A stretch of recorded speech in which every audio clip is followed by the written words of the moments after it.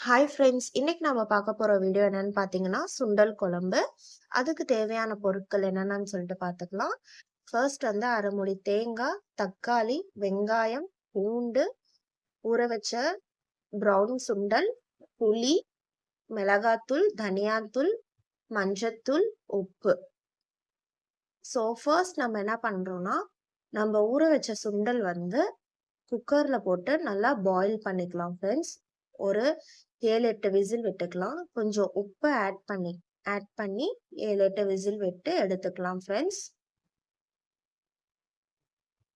So இது நான் வந்து பார்த்தீங்கன்னா, நைட்டே ஊற வச்சுட்டேன். மேக்ஸிமம் ஒரு 6 to 7 ஹார்ஸ் ஊறுனுச்சுன்னா போதும். விசில் விட்டு எடுத்துக்கலாம். ஸோ இப்போ பார்த்தீங்கன்னா, அந்த தண்ணி எல்லாமே நான் ஸ்ட்ரெயின் பண்ணி எடுத்துட்டேன். சுண்டல் வந்து வெந்துருச்சு. தென் இந்த பக்கம் பார்த்தீங்கன்னா, புளி கரைச்சு வச்சிருந்தேன்.